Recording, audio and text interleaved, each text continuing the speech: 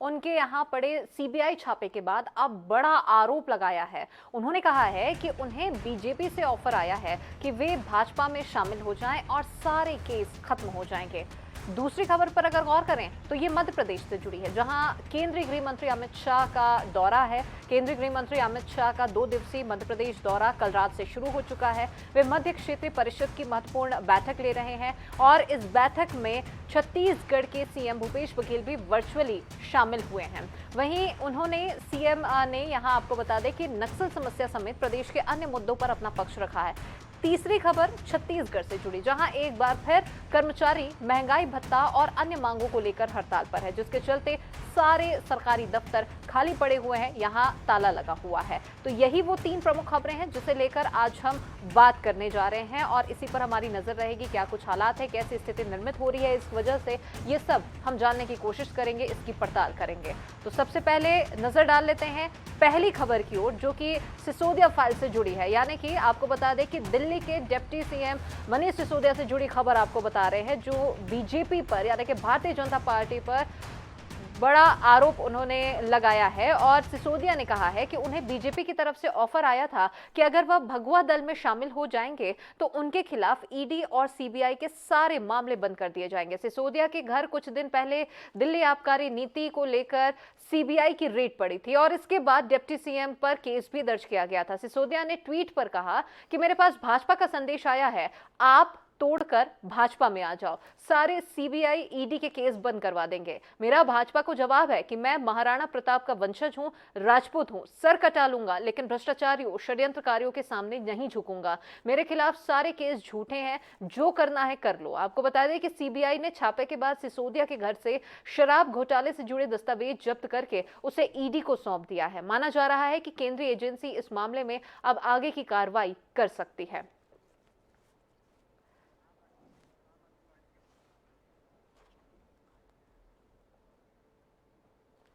चलिए, सबसे पहले आम आदमी पार्टी के प्रवक्ता धनेंद्र भारद्वाज हमारे साथ में जुड़ चुके हैं। भारद्वाज जी, आप क्या कहेंगे जिस प्रकार से एक तो पहले रेड पड़ी, विवादों से घिरते मनीष सिसोदिया नजर आए और इसके बाद में अब एक बड़ा आरोप उन्होंने लगाया है बीजेपी पर, बीजेपी से ऑफर आया है आपको? देखिए, मनीष जी को इस तरीके की एक मैसेज आया, इस तरीके का एक संदेश भारतीय जनता पार्टी के कुछ शीर्ष नेतृत्व की तरफ से आया कि आप अगर भारतीय जनता पार्टी को ज्वाइन कर लोगे तो हम आपके खिलाफ सारे केस बंद कर देंगे। और मनीष जी ने बाकायदा इस चीज को कहा है कि मनीष जी उस महाराणा प्रताप के वंशज से हैं जिस वंशज का इतिहास रहा है कि उन्होंने कभी सर झुकाया नहीं, सर कटा लिया है। और भारतीय जनता पार्टी के लोगों को मैं कहना चाहता हूँ कि इस तरीके की टुच्ची राजनीति मत करो, इस तरीके के घिनौनी हरकत मत करो। आप सीबीआई से, ईडी से हमारे काम रुकवा सकते हो, हमें रुकवा सकते हो, लेकिन जो अरविंद केजरीवाल का जो मिशन है उसको आप रोक नहीं सकते। अरविंद केजरीवाल का मिशन आज पूरे देश में फैल चुका है, हर गांव गांव पहुंच चुका है, घर घर पहुंच चुका है। इस देश के 130 करोड़ लोग अब तैयार हो चुके हैं कि देश को हमें नंबर 1 बनाना है, हर गरीब के बच्चे को अच्छी शिक्षा देनी है, हर गरीब के बुजुर्ग को अच्छा इलाज देना है, हर महिला की सुरक्षा और सम्मान होगा, किसानों को उनकी फसल का उचित दाम मिलेगा, हर नौजवान के हाथ में रोजगार होगा। ये अब देश का मिशन बन चुका है। हम कोई सीबीआई, ईडी, इन्फोर्समेंट, पुलिस, हम किसी से नहीं डरने वाले। चाहे हमारे नेताओं को आप जेल भेज दो, चाहे फांसी पे लटका दो, लेकिन अब ये काम रुकने वाला नहीं है। 75 साल हो गए देश को बर्बाद होते हुए, अब देश का नागरिक रुकने को तैयार नहीं। हर देशवासी अरविंद केजरीवाल के इस मिशन के साथ मजबूती के साथ खड़ा है। लेकिन भारद्वाज जी, एक और बात आपसे ये समझना चाहेंगे कि पूरा मामला इतना पेचीदा क्यों होता जा रहा है? क्योंकि एक और तो आप कह रहे हैं लगातार कि हमारी कोई गलती नहीं है, हमने भ्रष्टाचारी नहीं किया, कमीशनखोरी हमने नहीं की है, जिस प्रकार से उजागर मामले का हुआ है। दूसरी तरफ में यहाँ एजेंसी की ओर से लुकआउट सर्कुलर जारी कर दिया गया है। देखिए, मैं थोड़ा आपको इस केस के बारे में बताता हूँ कि जो सीबीआई की एफआईआर हुई, सीबीआई की 18 पेज की एफआईआर है। 18 पेज की एफआईआर में कहीं मनीष सिसोदिया जी के नाम का जिक्र नहीं है। जिक्र किसका है कि एक कंपनी ने दूसरी लीकर कंपनी के अकाउंट में 1 करोड़ रुपए ट्रांसफर करे, बैंक से बैंक ट्रांसफर हुई, और बैंक से बैंक ट्रांसफर होती तो मेरा यह मानना है कि जो बैंक से बैंक ट्रांसफर होगा वो व्हाइट की मनी होगी। अब सीबीआई वाले कह रहे हैं कि वो जो लीकर कंपनी ने जो ट्रांसफर करा है वो उनके सोर्सेज बता रहे हैं, कोई उनके पास एविडेंस नहीं है। सोर्सेज कह रहे हैं कि उससे मनीष जी का कुछ लेना देना है। अब मैं बहुत छोटा सा सवाल है कि एक कंपनी ने दूसरी कंपनी को कोई ट्रांजेक्शन करी, बैंक के थ्रू करी। अब उसमें मनीष जी कहां से आ गए? मनीष जी के किसी परिवार के खाते में गए होते, उनकी बीवी के खाते में जाते, उनके बेटे के खाते में जाते, आम आदमी पार्टी के खाते में आते, अब तो कोई बात होती। कहीं मनीष जी नहीं है, सिवाय अरविंद केजरीवाल को रोकने के लिए, अरविंद केजरीवाल के अच्छे कामों को रोकने के लिए, गरीब के बच्चे को शिक्षा जो मिल रही है उसे रोकने के लिए, गरीब के बुजुर्ग को जो इलाज मिल रहा है उसको रोकने के लिए आम आदमी पार्टी और अरविंद केजरीवाल को टारगेट किया जा रहा है, मनीष जी को टारगेट किया जा रहा है। चलिए बिल्कुल, तो मनीष जी को टारगेट करने का काम कर रहे हैं, ये कहना है आप प्रवक्ता का। हमारे साथ में जुड़ने के लिए और तमाम जानकारी के लिए बहुत शुक्रिया आपका। तो यहाँ आपको बता दें कि आप तोड़कर भाजपा में आ जाओ, ये कहना है आम आदमी पार्टी की ओर से यहाँ पर जो बयान जिस प्रकार से सामने आया है, और उन्होंने सीधे साफ तौर पर ये बात कही है कि बीजेपी की ओर से उन्हें ऑफर दिया जा रहा है कि अगर वे भारतीय जनता पार्टी की सदस्यता ले लेते हैं, अगर वे पार्टी में शरीक हो जाते हैं, शामिल हो जाते हैं, तो ये तमाम जो शिकंजे उन पर कसे गए हैं, सभी चीजों को खत्म कर दिया जाएगा। और चलिए इसी मामले पर और ज्यादा जानकारी के लिए पूर्व सांसद चिंतामणि मालवीय जी भी हमारे साथ में जुड़ चुके हैं। मालवीय जी, आप क्या कहेंगे जिस प्रकार से ये पूरा घटनाक्रम उजागर हुआ है और अब उनका कहना है कि भारतीय जनता पार्टी उन्हें ऑफर कर रही है अपनी पार्टी में शामिल करने के लिए? देखिए, बहुत हास्यास्पद बात है और आप देखेंगे कि 2-3 दिन में लगातार कहीं कुछ बयान पलट पलट करके नई नई बातें कर रहे हैं। कुल करके आम आदमी पार्टी के नेता इसमें घिर चुके हैं। इसमें निश्चित रूप से सजा होगी।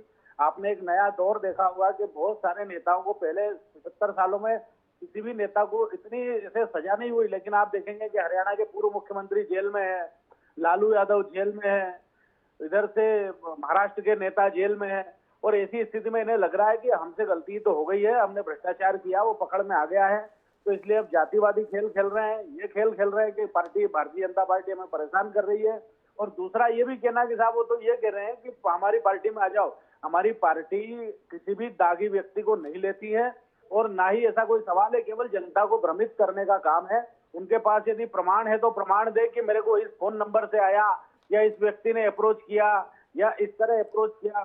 केवल जनता को भ्रमित करने का काम, और ऐसा काम आम आदमी पार्टी कई बार कर चुकी है।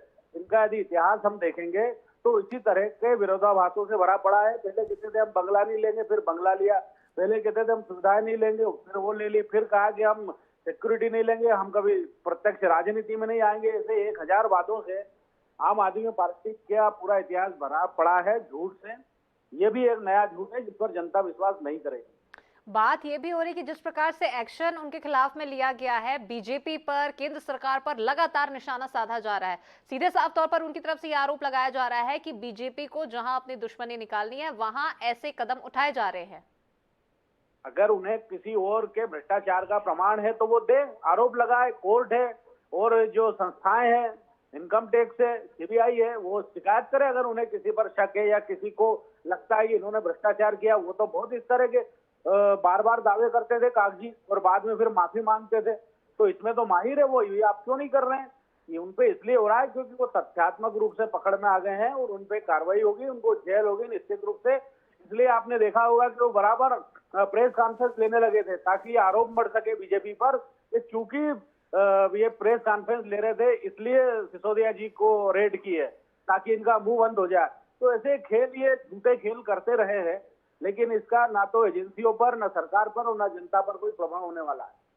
लुकआउट सर्कुलर हाल ही में उनके खिलाफ में जारी किया गया है, जिसके बाद उन्होंने सीधे साफ तौर पर सामने आकर बयान दिया था। प्रधानमंत्री नरेंद्र मोदी को भी उन्होंने घेरे पे लिया था। उन्होंने कहा था कि मोदी जी मैं यही हूं, इसी शहर में हूं, फिर मेरे खिलाफ में ऐसा नोटिस क्यों जारी किया गया है? ये भी उन्होंने अपने अज्ञान का परिचय दिया। जो तथ्य है और एजेंसियों का कहना है कि इस तरह का लुकआउट नोटिस उनके खिलाफ नहीं है। ये लुकआउट नोटिस जो 8 अन्य लोग हैं एफआईआर में, उनके खिलाफ है, क्योंकि 2 लोग ऑलरेडी देश छोड़ करके जा चुके हैं, तो उनके खिलाफ है। इसमें ये केवल एक प्रहसन है, एक कोशिश है सरकार को दबाने की। बार बार मोदी जी का नाम लेकर के उनके समकक्ष खड़े होने की कोशिश है।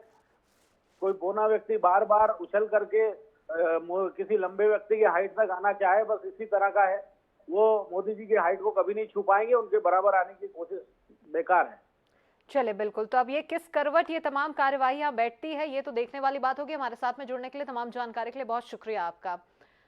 तो मेरे पास भाजपा का संदेश आया है, ये कहना है आप पार्टी की ओर से बयान सामने आया है, भारतीय जनता पार्टी में शामिल हो जाओ। अब देखने वाली बात होगी कि आखिर ये आरोप निराधार है या फिर सच साबित होते हैं। ये तो खैर आने वाला वक्त ही बताएगा।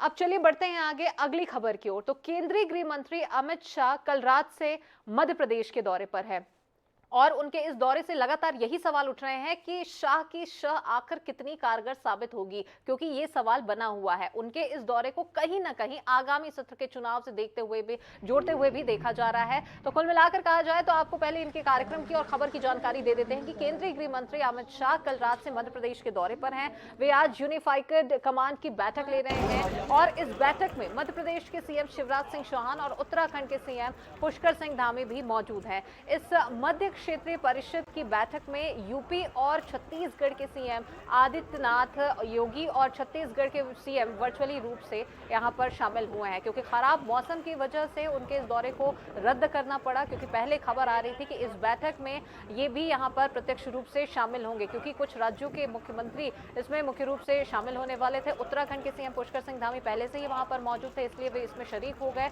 और वहीं छत्तीसगढ़ के मुख्यमंत्री भूपेश बघेल की बात करें तो उनका भी कार्यक्रम भोपाल का था। आज वे इस मीटिंग में शामिल होने वाले थे, लेकिन एयरपोर्ट से उन्हें वापस लौटना पड़ा खराब मौसम की वजह से। कमोबेश ऐसी ही स्थिति का सामना उत्तर प्रदेश के मुखिया यानी कि योगी आदित्यनाथ को भी करना पड़ा। वे भी खराब मौसम के चलते यहां पर शामिल नहीं हो पाए और दोनों ने ही वर्चुअली यहां पर इस बैठक में वर्चुअली रूप से वे जुड़े हैं वीडियो कॉन्फ्रेंसिंग के जरिए। तो केंद्रीय गृह मंत्री अमित शाह मध्य प्रदेश के दौरे पर हैं और कल देर रात वे यहां पर पहुंचे। तमाम शिवराज कैबिनेट के मंत्रियों ने उनका जोरदार स्वागत किया है और इसके बाद आज से इनके इस कार्यक्रम की शुरुआत हो गई है। आज दिन भर कई कार्यक्रम बैक टू बैक तय किए गए हैं। शुरुआत इनके कार्यक्रम की सुबह 11 बजे से हुई, जहां पर महत्वपूर्ण बैठक उन्होंने यहाँ पर ली है और साथ ही इस बैठक में कुछ राज्यों के मुख्यमंत्री भी शामिल होने वाले थे। खराब मौसम की वजह से कहीं ना कहीं छत्तीसगढ़ और उत्तर प्रदेश के मुख्यमंत्री इसमें शामिल नहीं हो पाए। इसके बाद दिन भर अलग अलग कार्यक्रमों का आयोजन किया गया है, लेकिन खराब मौसम के चलते कहीं ना कहीं एक अन्य कार्यक्रम जिसमें भूमि पूजन का कार्यक्रम था, जहां अब उनके कार्यक्रम में भी कुछ बदलाव किया गया है। बहरहाल अभी ये मीटिंग जारी है। केंद्रीय गृह मंत्री अमित शाह यह बैठक ले रहे हैं, उनकी अध्यक्षता में ये महत्वपूर्ण बैठक शुरू हो चुकी है।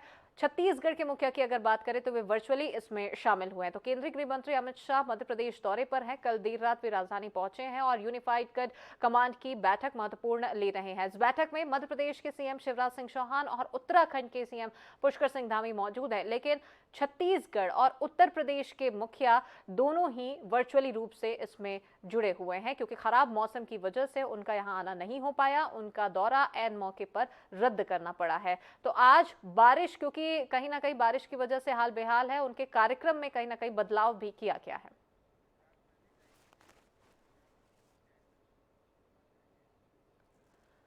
और चलिए इसी मामले पर और भी ज्यादा जानकारी के लिए विशेष संवाददाता अनुराग मालवी हमारे साथ में जुड़ चुके हैं। अनुराग, आपसे जानना चाहेंगे क्या कुछ अपडेट अभी मिल रहे हैं अमित शाह के कार्यक्रम को लेकर और जो बैठक अभी 11 बजे से जो शुरू होनी थी उसे लेकर? देखिए, बैठक तो हो चुकी है। बैठक के 2 सेशन भी हो चुके हैं, हम आपको बता दें। और सबसे महत्वपूर्ण बात है कि बैठक अपने अंतिम चरण में है। बहुत महत्वपूर्ण बात जो है कि चूंकि इस बैठक में जो आंतरिक मुद्दों पर चर्चा थी, इसलिए मीडिया को अलाउ नहीं किया गया था। लेकिन शुरुआती तौर पर जैसा हमने पहले बताया, पहले चरण में साइबर क्राइम को लेकर बैठक हुई। लेकिन मध्य प्रदेश के मुख्यमंत्री, गृह मंत्री और छत्तीसगढ़ के मुख्यमंत्री की बात करें तो नक्सलवाद को लेकर चर्चा हुई है। खास तौर पे बालाघाट और उसके साथ में जो सीमावर्ती क्षेत्र है मध्य प्रदेश छत्तीसगढ़ के, वहां पे जिस तरह से बात हो रही है उसमें कहीं ना कहीं मध्य प्रदेश की तरफ से ये बात कही गई है, जो सूत्रों के अनुसार खबर आई है कि छत्तीसगढ़ से कुछ एक्टिविटीज जो है वो मध्य प्रदेश की तरफ ट्रांसफर होने की खबर है, उसको कैसे रोका जाए। क्योंकि कहीं ना कहीं कई दफा ये देखा जाता है कि जब बॉर्डर क्रॉस की बात आती है तो जिस तरफ से आ रहा है उसकी तरफ, उस पक्ष की तरफ भी दबाव होता है। और मध्य प्रदेश सरकार ने यही बात कही है कि कई छत्तीसगढ़ से शिफ्टिंग जिस तरह से हो रही है उस पर दोनों राज्यों को मिलकर कार्य करना पड़ेगा, जिसपे तीनों ही केंद्र और दोनों राज्यों के बीच में सहमति बनती आई। हालांकि ये शुरुआती दौर की बातचीत है, इसमें किस तरह की कार्य योजना होगी इसको लेके अभी आगे बात चर्चा होगी। लेकिन ये सबसे महत्वपूर्ण मसला है अगर हम देखें तो मध्य प्रदेश और छत्तीसगढ़ दोनों की दृष्टि से। इसके अलावा एक बहुत महत्वपूर्ण मसला है जो सीधे अगर हम बात करते हैं तो जो छत्तीसगढ़ की तरफ से उठाया गया था वो राज्य सरकार की हिस्सेदारी को लेकर था। टैक्सेशन में जो सेंट्रल से मिलना था उसको लेकर भी कहीं ना कहीं चर्चा हुई है। चौथा जो महत्वपूर्ण मुद्दा था वो ये इस तरीके का था जिसमें बात ये हुई है कि जो अचानक आने वाली डिजीज हैं, बहुत सारी बीमारियां हैं, इनको लेके एक यूनिफाइड प्रोग्राम राज्यों के बीच में समन्वय करके पड़ोसी राज्यों के बीच में बनना चाहिए। तो इसको लेकर भी एक चर्चा निकली है, इस पर भी बात हुई है, मध्य प्रदेश के मुख्यमंत्री की तरफ से इस चर्चा को छेड़ा गया था। तो कई सारे ऐसे बेहद महत्वपूर्ण मुद्दे हैं जिन पर लगातार चर्चा हुई है। लेकिन इसके अलावा अगर हम बात करें तो अब अंतिम दौर में ये मीटिंग है, थोड़ी ही देर में खत्म होने वाली है और गृह मंत्री अमित शाह यहाँ से रवाना होंगे। इसके बाद उनका लंच का कार्यक्रम है जो रिजर्व टाइम है और उसके बाद में वो भूमि पूजन जो पहले स्थान पर जाके करने वाले थे नेशनल फोरेंसिक यूनिवर्सिटी का, उस कार्यक्रम में थोड़ा फेरबदल हुआ है क्योंकि हेलीकॉप्टर नहीं उड़ सकता, इसलिए अब उनको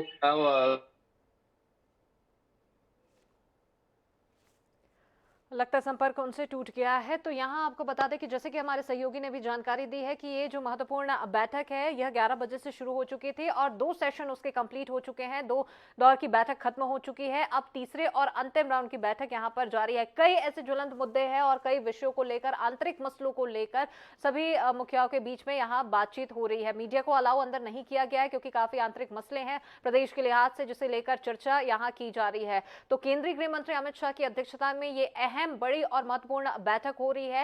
इस बैठक में शामिल होने के लिए मुख्य रूप से उत्तराखंड के सीएम, उत्तर प्रदेश के सीएम, छत्तीसगढ़ के सीएम और मध्य प्रदेश के सीएम को शामिल होना था, लेकिन क्योंकि खराब मौसम की वजह से, मौसम ने जिस प्रकार से करवट ली है, लगातार तेज बारिश हो रही है, इस वजह से उत्तर प्रदेश के सीएम योगी आदित्यनाथ और छत्तीसगढ़ के सीएम भूपेश बघेल इसमें शामिल नहीं हो पाए हैं। लेकिन वहीं दूसरी ओर देखें तो मध्य प्रदेश के मुख्यमंत्री शिवराज सिंह चौहान इस बैठक में मौजूद है और साथ ही उत्तराखंड के सीएम पुष्कर सिंह धामी पहले ही वहां मौजूद थे, इसलिए वो भी इस बैठक में शरीक हुए हैं। अनुराग हमारे साथ में एक बार फिर से जुड़ चुके हैं। अनुराग, आपसे जानना चाहेंगे, एक और तो ये बैठक ठीक है अभी अंतिम चरण पर है और इसके बाद में ही समझ आ पाएगा इस बैठक के बाद कि क्या कुछ विषय पर चर्चा हुई है, क्या फैसला लिया गया है, लेकिन इसके इतर बारिश की अगर बात करें तो इसने कहीं ना कहीं केंद्रीय गृह मंत्री के इस दौरे को, इस कार्यक्रम को कहीं ना कहीं प्रभावित किया है। कितना प्रभावित हुआ आज का ये दिन उनके इस दौरे के बाद कार्यक्रम में? अगर हम बात करें तो लगातार कहीं ना कहीं बारिश इस पूरे दौरे को प्रभावित करती नजर आ रही है। मैं एक बार फिर तस्वीरें दिखाता हूं बाहर की। बारिश का जो आलम है ये बिल्कुल रुकने का नाम नहीं ले रही है, तेज हवाएं हैं तो कहीं ना कहीं, और जिस तरह के परिदृश्य हैं, लगातार तेज बारिश है और यही कारण है कि अमित शाह के बहुत सारे कार्यक्रम, क्योंकि सुरक्षा की दृष्टि से उनको शहर के आसपास भी हेलीकॉप्टर से ले जाया जाना था और यही कारण है कि उन तमाम कार्यक्रमों को रद्द करना पड़ रहा है और उनको वर्चुअली करना पड़ रहा है। तो मुख्य गृह मंत्री अमित शाह के तमाम बड़े कार्यक्रमों पर आज बारिश का साया है। सबसे पहले कार्यक्रम में भी 2 मुख्यमंत्री शामिल नहीं हो पाए, उनको वर्चुअली जुड़ना पड़ा, योगी आदित्यनाथ और भूपेश बघेल को। उसके बाद में नेशनल फोरेंसिक यूनिवर्सिटी का बड़ा कार्यक्रम था, मध्य प्रदेश और भोपाल के लिए बड़ी सौगात थी, लेकिन अब उसका भूमि पूजन भी वो वर्चुअली कर रहे हैं जबकि वो भोपाल में ही है। अन्य कार्यक्रमों की बात करें उनको एज इट इज रखा गया है, फिलहाल में देखने वाली बात होगी उन पे कितना मौसम का असर पड़ेगा। लेकिन चूंकि इंडोर प्रोग्राम है, चाहे वो रविंद्र भवन का हो या विधानसभा का हो या फिर जो एक प्राइवेट होटल, एक निजी होटल में कार्यक्रम हो, तो इन तमाम कार्यक्रमों को तो अभी वैसा ही रखा गया है, लेकिन शुरुआती 2 बड़े कार्यक्रमों पे सीधा असर मौसम का पड़ा है। जी चलिए, बिल्कुल, तो मौसम काफी प्रभावित करता तमाम कार्यक्रमों को नजर आ रहा है। तमाम जानकारी के लिए बहुत शुक्रिया अनुराग आपका। तो केंद्रीय गृह मंत्री अमित शाह कल देर रात भोपाल पहुंच चुके हैं, मध्य प्रदेश के दौरे पर है और आज बैक टू बैक लगातार उनके कई कार्यक्रमों का आयोजन किया गया था, लेकिन बारिश की वजह से उनके कार्यक्रम पर कहीं ना कहीं ग्रहण लगता नजर आ रहा है और कई कार्यक्रमों में कुछ बदलाव यहाँ पर किए गए हैं। लगातार हो रही बारिश की वजह से वहीं उनके स्वागत के लिए जो सड़कों में बैनर, पोस्टर जो लगाए गए थे वो भी तेज आंधी तूफान की वजह से धाराशायी हो गए हैं। दूसरी ओर में मुख्यमंत्री भूपेश बघेल इस बैठक में शामिल होने वाले थे, उनका दौरा भी रद्द करना पड़ा। उत्तर प्रदेश के मुख्यमंत्री योगी आदित्यनाथ भी इस महत्वपूर्ण बैठक जो कि अभी चल रही है यहाँ पर केंद्रीय गृह मंत्री की अध्यक्षता में, इसमें वो भी शरीक होने वाले थे, लेकिन वो भी नहीं हो पाए हैं। कुल मिलाकर अभी इस बैठक में मुख्यमंत्री शिवराज सिंह चौहान तो उपस्थित हैं ही और साथ ही उत्तराखंड के सीएम योगी आदित्यनाथ इसमें जुड़े हुए क्योंकि वो पहले से ही मौजूद थे, लेकिन ऐन मौके पर मुख्यमंत्री योगी आदित्यनाथ और साथ ही मुख्यमंत्री भूपेश बघेल का दौरा रद्द करना पड़ा। खराब मौसम की वजह से उन्हें एयरपोर्ट से वापस लौटना पड़ा और यही वजह रही कि इस बैठक में वे वर्चुअली रूप से शामिल हुए हैं। तो प्रदेश के कई आंतरिक मसलों को लेकर बातचीत यहाँ पर इस बैठक में हो रही है, जिसमें मुख्यमंत्री Bhupesh Baghel virtually video conferencing के माध्यम से जुड़े हैं और साथ ही साथ उत्तर प्रदेश के मुख्यमंत्री योगी आदित्यनाथ भी इसमें वर्चुअली शामिल हुए हैं। कई ऐसे ज्वलंत मुद्दे हैं जिसे लेकर बातचीत यहाँ पर हो रही है। सीएम योगी आदित्यनाथ भी इसमें वर्चुअली रूप से शामिल हुए हैं। कई ऐसे विषय हैं जिसे लेकर बातचीत यहाँ पर हो रही है। तो केंद्रीय गृह मंत्री अमित शाह भोपाल दौरे पर है, मध्य प्रदेश के दौरे पर हैं, जहां पर केंद्रीय गृह मंत्री अमित शाह पहुंचे हुए हैं। कई कार्यक्रम का आयोजन यहां पर किया गया था। मध्य क्षेत्रीय परिषद की महत्वपूर्ण बैठक अभी वे ले रहे हैं, जो कि अपने अंतिम दौर पर है। और इसी के बाद अब देखने वाली बात होगी कि इस बैठक में क्या महत्वपूर्ण फैसला लिया गया, कौन से वो महत्वपूर्ण विषय रहे जिस पर चर्चा हुई है। अब बढ़ते हैं आगे और अब बात कर लेते हैं तीसरी खबर की। महंगाई भत्ता और डीए और एचआर बढ़ाने की मांग को लेकर छत्तीसगढ़ के 96 कर्मचारी संगठन अनिश्चितकालीन हड़ताल पर चले गए हैं। सुबह से कार्यालयों में कर्मचारियों का आना कम हो गया है, कामकाज प्रभावित होता नजर आ रहा है इस हड़ताल की वजह से।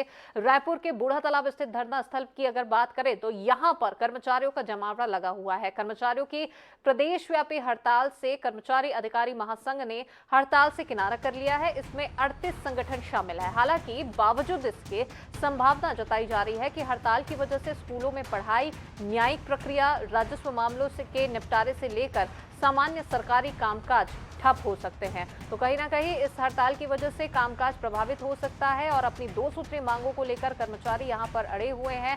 शासकीय कार्यालयों की बात करें तो वहां पर ताला लटका हुआ है। लोगों को खासी दिक्कतों का सामना करना पड़ रहा है। जो लोग अपने काम को लेकर यहां पर आ रहे हैं, उन्हें मायूस होकर खाली हाथ लौटना पड़ रहा है। तो लगातार अपनी 2 सूत्री मांगों को लेकर ये मुखर नजर आ रहे हैं और इन्होंने पहले ही इस बात का ऐलान कर दिया था कि अगर उनकी मांगों पर गौर नहीं किया गया, क्योंकि इससे पहले आपको बता दें कि 3 चरणों पे ये अपना हड़ताल कर चुके हैं। सांकेतिक हड़ताल, धरना प्रदर्शन इनकी ओर से किया गया था और सीधे साफ तौर पर उन्होंने तभी ये चेतावनी दे दी थी कि अगर 22 तारीख से पहले तक उनकी मांगों पर विचार नहीं किया गया, उनकी मांगे प्रदेश सरकार ने पूरी नहीं की गई, तो वे आने वाले 22 तारीख से अनिश्चितकालीन हड़ताल पर चले जाएंगे। और यही वजह रही कि आज 22 तारीख है और ऐसे में 96 कर्मचारी संगठन यहाँ पर अपनी हड़ताल पर जोर देते नजर आ रहे हैं। प्रदेश सरकार के खिलाफ में जमकर नारेबाजी हो रही है। अब जब ये सभी कर्मचारी हड़ताल पर चले गए हैं तो कामकाज पूरी तरह से प्रभावित हो गया। राजस्व मामलों को अगर बात करें तो ये भी प्रभावित हो गया। छत्तीसगढ़ के 96 कर्मचारी संगठन अनिश्चितकालीन हड़ताल पर चले गए हैं। महंगाई भत्ता, डीए और एचआरए बढ़ाए जाने की मांग इनकी ओर से की जा रही है। कार्यालयों की अगर बात करें तो यहाँ पर कर्मचारियों का आना कम हो गया है। कई कार्यालय ऐसे जहां पर ताले लटके हुए पाए गए हैं। ये सभी क्योंकि एकजुट धरना स्थल पर हो गए हैं। कर्मचारी अधिकारी महासंघ ने हड़ताल से अब किनारा कर लिया है। तो यही वजह रही कि कुछ संगठन ने इनका समर्थन दिया है तो कुछ संगठन ने इससे किनारा कर लिया है। चलिए इसी मामले पर और भी ज्यादा जानकारी के लिए कर्मचारी संघ के अध्यक्ष कमल वर्मा जी हमारे साथ में जुड़ गए हैं। कमल जी, क्या कहेंगे आप, जिस प्रकार से आज जैसे कि आप लोगों ने पहले ही ये तस्वीर स्पष्ट कर दी थी कि अगर आपकी मांगों पर गौर नहीं किया गया तो आगामी 22 तारीख से आप सभी अनिश्चितकालीन हड़ताल शुरू कर देंगे। क्या लगता है, क्यों बातचीत नहीं बन पा रही, कहाँ मामला अटक रहा है? मैडम, मैं तो जो भी इस गतिरोध को दूर करने के लिए जो भी मध्यस्थता करे, मैं उनका सबका स्वागत करता हूं। इवन दो आपका जो चैनल है, यदि ये भी मध्यस्थता के लिए सामने आए तो आपके चैनल का भी मैं स्वागत करता हूं। हम चाहते हैं कि आम जनता को जो तकलीफ हो रही है ना, सरकार जो है, हमने 2 सूत्री मांग को लेकर जो हमने वहां सुझाव दिए थे मंत्रालय के वरिष्ठ अधिकारियों को, जो चर्चा हुई थी उसके अनुसार जो है कोई रास्ता निकलना चाहिए। और प्रदेश के मुख्यमंत्री बहुत ही संवेदनशील है, इनको जो है सही जानकारी लोगों के द्वारा दी नहीं जा रही है, अधिकारियों के द्वारा। चाहते हैं कि यदि सही जैसी जानकारी दे और ये जो गतिरोध है यदि वार्ता में करेंगे तो निश्चित रूप से यह दूर हो जाएगा।